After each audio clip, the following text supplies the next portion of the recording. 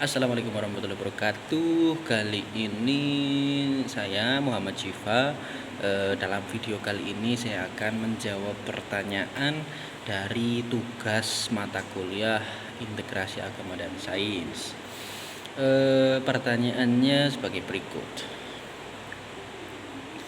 Jelaskan sebab terjadinya dikotomi, kemudian dampak dari dikotomi, dan juga solusi apa yang ditawarkan. Nah, jadi sebab terjadinya dikotomi ini adalah dulu ketika pada masa abad-abad pertengahan, di mana umat muslim, ilmuwan muslim itu kurang dalam memperhatikan ilmu pengetahuan dan teknologi atau iptek. Nah, sehingga dari sini kemudian muncul kemajuan di sisi barat. Nah, dari kemajuan negara-negara barat ini atau orang-orang Romawi atau orang-orang selain Islam, kejayaan yang bukan orang Islam atau non-Islam, maka kemudian muncullah penggunaan istilah-istilah, kemudian pendoktrinan, kemudian pemberian pemahaman, di mana ilmu pengetahuan umum dan juga ilmu agama ini adalah sisi yang berlainan atau sisi yang berseberangan atau yang kontradiksi. Nah, dari sini kemudian sampai sekarang masih sering digunakan dan juga digunakan pada sistem pendidikan di negara-negara barat.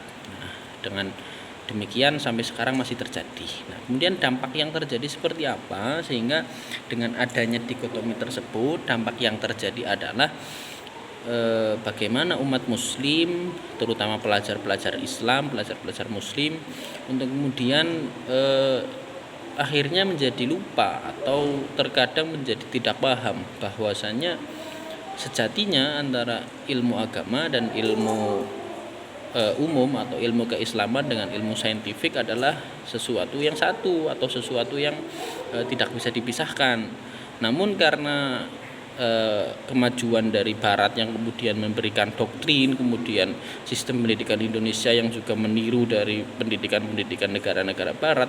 Nah, ini yang kemudian menjadi problem, di mana kemudian para pelajar Islam atau pelajar muslim ini susah untuk mengintegrasikan dan juga mensatuartikan bagaimana ilmu pengetahuan ini adalah sesuatu yang satu dengan ilmu pengetahuan umum. Nah, kemudian lalu selanjutnya solusi apa yang bisa ditawarkan atau solusi yang bisa kita gunakan untuk kembali mengingatkan, untuk kembali mereview, mengilas balik bagaimana perjuangan ulama Islam dulu dalam masa kejayaannya, bagaimana aslinya itu sejatinya antara Islam, antara ilmu agama dan ilmu umum itu bersatu. Bagaimana hal itu bisa kita laksanakan adalah dengan cara penggunaan pembelajaran atau teknik pembelajaran atau metode pembelajaran, di mana sisi keholistikan antara Islam dan juga pengetahuan ini harus saling diintegrasikan. Nah, bagaimana itu bisa berjalan? Maka jelas dari sistem dalam pendidikannya, seperti kurikulumnya, kemudian pengajarnya, dan juga manajemennya, misalnya kepala dari lembaga pendidikan tersebut, bagaimana untuk bisa mengarahkan ke hal tersebut agar nantinya para siswa-siswanya, pelajar muslim yang tadinya belum paham bagaimana integrasi atau kesatuan ilmu Islam dengan ilmu saintifik ini ternyata adalah hal yang satu. Bagaimana pula dalam Al-Quran juga sebetulnya sudah dijelaskan bagaimana sejatinya ilmu pengetahuan itu semuanya bersumber dari Allah semuanya, tidak ada ilmu-ilmu yang bisa dipisah-pisahkan seperti itu. Sehingga ini kemudian menjadi PR bersama, menjadi hal yang harus dilaksanakan bersama untuk kemudian nantinya seluruh elemen, seluruh pelajar, terutama pada pelajar muslim, untuk bisa menyambungkan itu lagi dan juga memiliki pemahaman bahwa ilmu agama dan ilmu umum adalah aslinya adalah satu kesatuan. Terima kasih jawaban dari saya, kurang lebihnya mohon maaf. Sampai jumpa. Assalamualaikum warahmatullahi wabarakatuh.